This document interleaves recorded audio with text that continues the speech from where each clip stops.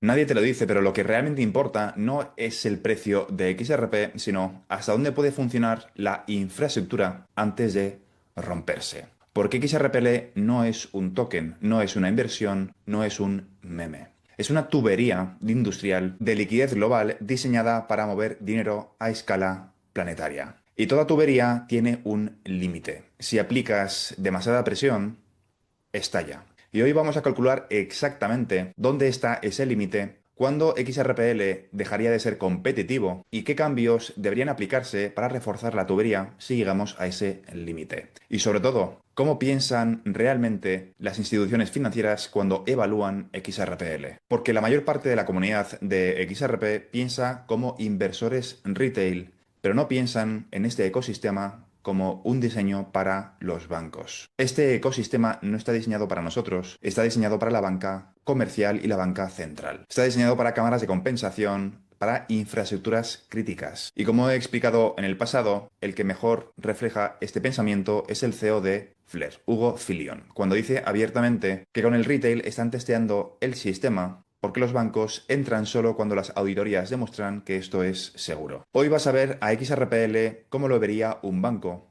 y no como un especulador. Y antes de continuar, tengo que explicarte que lo que vas a ver en este vídeo no es un consejo financiero y no son predicciones de precio, aunque ponga algunos ejemplos sobre el precio. Simplemente pretendo explicarte cuáles son los límites de la infraestructura y cómo piensan los bancos cuando se enfrentan a este tipo de nuevas tecnologías. Y el mejor ejemplo es una tubería de presión. Una tubería de agua tiene dos parámetros principales: un flujo máximo y la presión máxima antes de romperse. Y es que XRPL funciona exactamente igual. Cada transacción quema 10 drops, se ejecuta en 3 o 4 segundos y tiene un coste insignificante siempre que la presión, es decir, el precio, no sea absurda. Mientras el precio sea razonable, la tubería fluye perfectamente. Pero si el precio subiera demasiado, la quema fija podría volver la red prohibitiva. Y te quiero poner un ejemplo. Si XRP vale $1, enviar 10.000 millones de dólares requiere bloquear 10.000 millones de XRP. Eso significa que habría que bloquear un 10% del supply total. ¿Es eso realista? No. ¿Es eso operativo? No. ¿Es eso lo que ocurrirá en la práctica? Tampoco. Los bancos jamás inmovilizarán el 10% del supply para un solo pago. Simplemente porque parte del supply está en Flare, parte estará bloqueado en otros protocolos, parte estará en custodia institucional, parte en el mercado de los derivados, parte en AMMs, otros en contratos de liquidez y una porción significativa no estará disponible nunca en circulación práctica. El supply disponible no es el supply total. Y especular sobre qué porcentaje estará liberado es exactamente eso, especular. El retail se obsesiona con el precio, cuando el banco en realidad se obsesiona por la disponibilidad real. Por eso XRPL está diseñado para que el precio suba y el costo, a pesar de la subida, siga siendo ridículo. Y vamos a empezar a hablar de números. El coste por transacción es de 10 drops y cada XRP tiene 1.000.000 de drops. Hoy enviar dinero cuesta, según el Banco Internacional de Pagos, el Fondo Monetario Internacional y el Banco Central Europeo, en torno a 20-50 dólares. Y tarda días en que la transferencia llegue. En cambio, con XRPL, aunque XRP subiera a 10 dólares, el coste de una transacción sería 0,0001 dólar. Una fracción de lo que cuesta ahora. Si el precio llegase a los 100 dólares, el coste de una transacción implicaría 0,001 dólar. Si el precio llegase a 1.000 dólares, el coste de una transacción sería de un céntimo de dólar. Si el precio llegase a 10.000 dólares, el coste de una transacción sería de 10 céntimos. Si el precio llegase a 100.000 dólares, el coste de una transacción sería de un dólar. Y si el precio llegase a 1.000.000 de dólares, el precio de una transacción sería de 10 dólares. XRPL empezaría a perder competitividad en el momento en el que el coste de enviar dinero sea superior al coste actual. XRPL solo empezaría a perder competitividad cuando XRP superase, por ejemplo, el 1.000.000 de dólares. Ese es el nivel en el que la tubería empezaría a mostrar presión real según precios institucionales de hoy. Tienes que tener en cuenta que el coste de una transacción a día de hoy es de entre 20 y 50 dólares, dependiendo de a dónde hagas la transferencia y a qué divisas implique, pero no parece muy razonable que quieran hacer que los costes de una transacción cueste 10 dólares cuando a día de hoy el mínimo es 20. Parece razonable que querrían que el coste se mantuviese en los céntimos, quizá entre un céntimo y los 10 céntimos o por debajo al menos del euro. Y es que ahora tienes que pensar como un banco y no como un inversor retail. El retail piensa, XRP sube, yo gano. El banco en realidad piensa, ¿cuánto valor puedo mover antes de alterar el coste promedio? ¿Cuál es el throughput máximo por segundo? ¿Cuál es la disponibilidad real del supply usable? ¿Cuántas auditorías necesito para meter miles de millones? ¿Cuándo necesito cambiar las reglas para no romper la tubería? Por eso XRPL está construido como infraestructura, no como utilidad especulativa. ¿Qué pasaría si el precio se acercase a ese límite? Pues que el protocolo tiene soluciones. Cambiar la quema de 10 drops a un drop, por ejemplo, sería una solución muy factible si durante 2 semanas se aprobase la enmienda y tuviese un 80% de validación. Esa enmienda solamente requiere una votación y multiplicaría por 10 la resistencia de la tubería. El coste de cada transacción se divide por